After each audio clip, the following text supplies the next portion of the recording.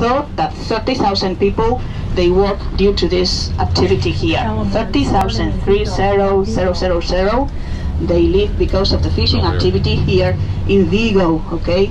And all the movement is made during the night, from Monday to Saturday, but during the night. Normally about 11 p.m. midnight, the fishing vessels arrive to the port of Vigo and start to unload the cargo, okay? And the auction starts about 4 a.m., 5 a.m., and about 7 in the morning, 7:30, 8 in the morning, lorries start to go out of Vigo carrying the fresh fish, frozen fish, seafood, and going to Madrid, Barcelona, Seville, Granada, okay, all over the Spanish country, okay? So fishing activity, very important here in Vigo. And there is another element, speaking about the economy, which is the car industry. In this city there is a famous car industry, a famous car factory, giving employment to 7,000 people.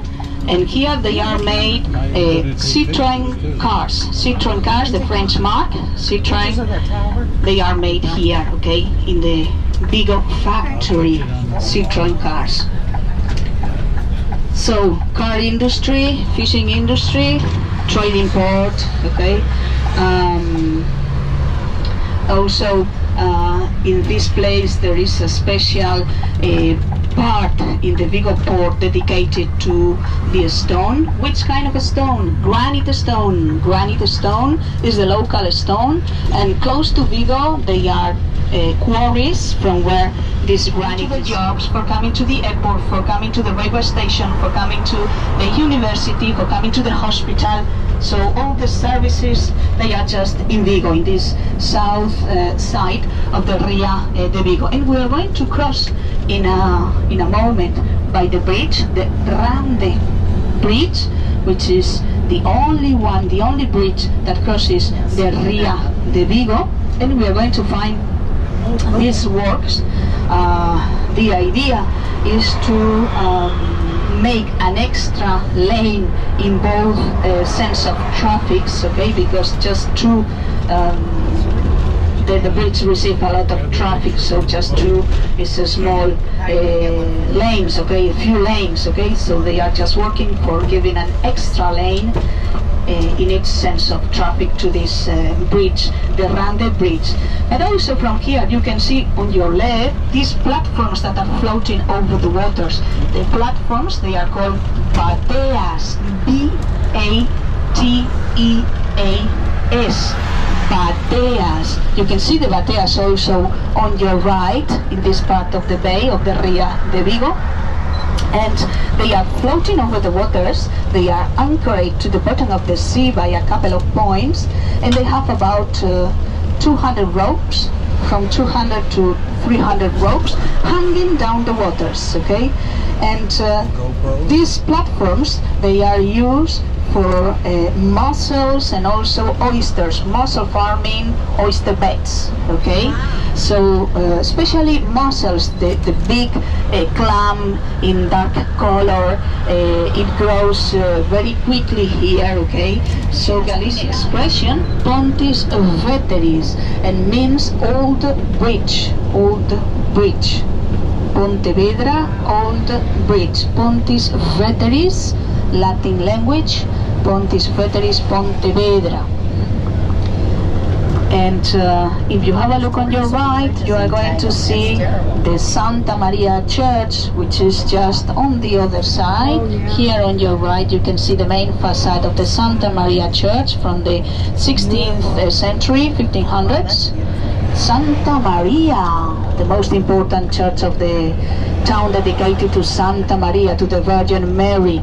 You know, during the 15th, 16th centuries, Pontevedra had a very important fishing port with a lot of sailors, fishermen, and Pontevedra had a very great devotion to the Virgin Mary. So, as a curiosity, the shipbuilders, they were very famous on that moment, and one of the 3 vessels that went with Christopher Columbus to the discovery of America, it was built here. You know, they were La Pinta, La Niña, and the Santa, and you saw the church that was on that moment.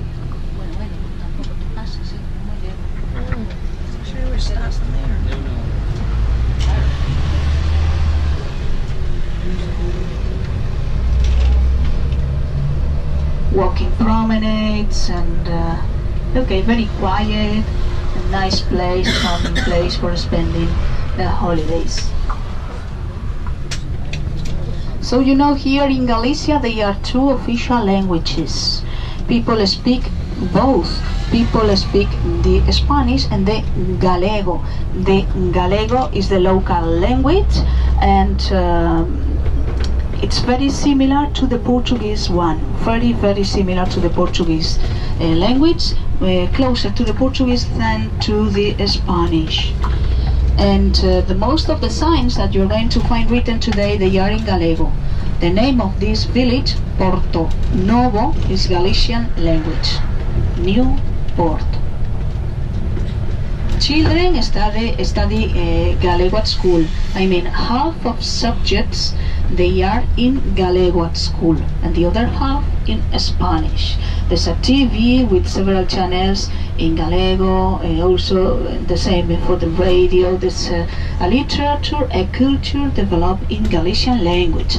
And let me tell you that during the Middle Ages, Galicia was considered as an independent kingdom. Okay, we are speaking about 1100s.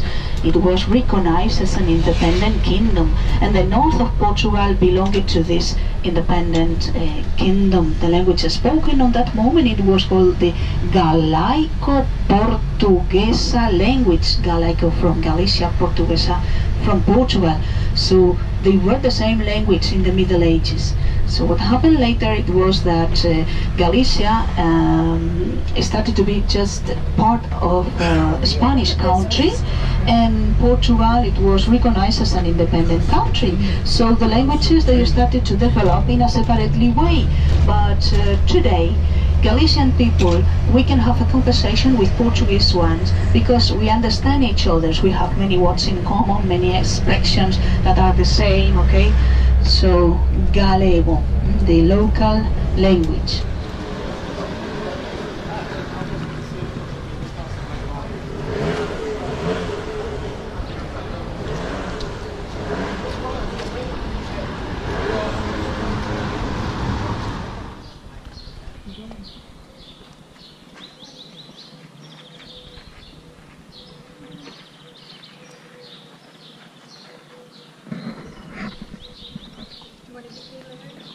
Uh-huh.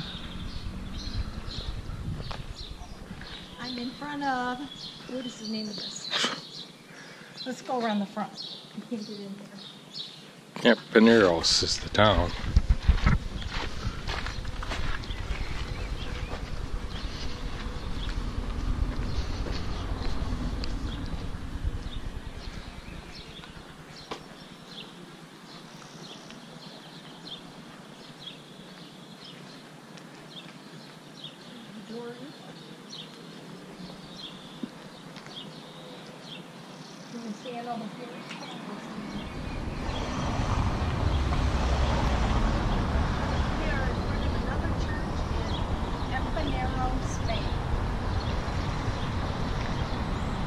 And Larry is gonna take a description, and we'll have Jeremy Iglesia de San Benito. interpret.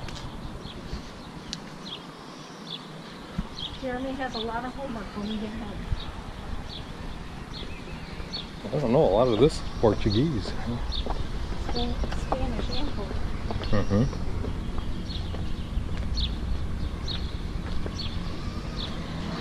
This is beautiful.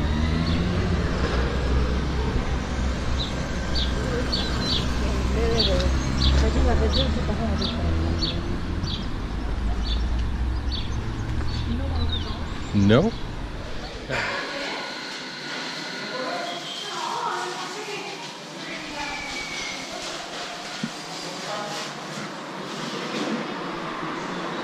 And over here is the yummy stuff.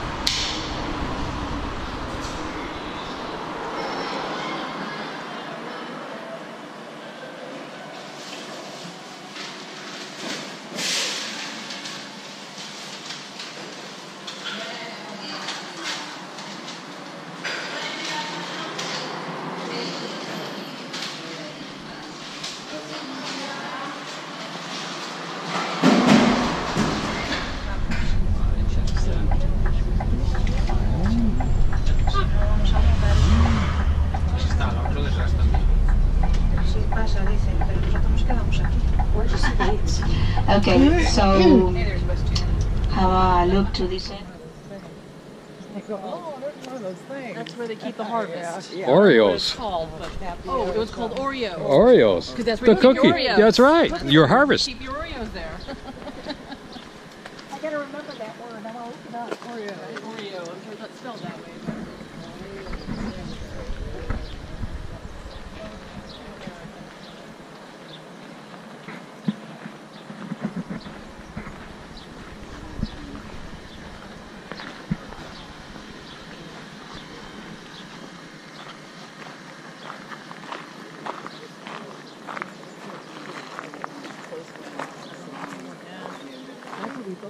I did too. I did too.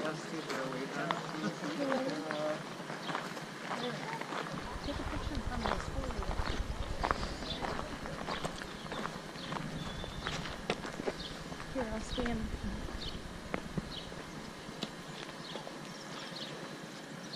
In front of the Oreo at the winery. Beautiful place. Just gorgeous. Look at the tile work on the wall.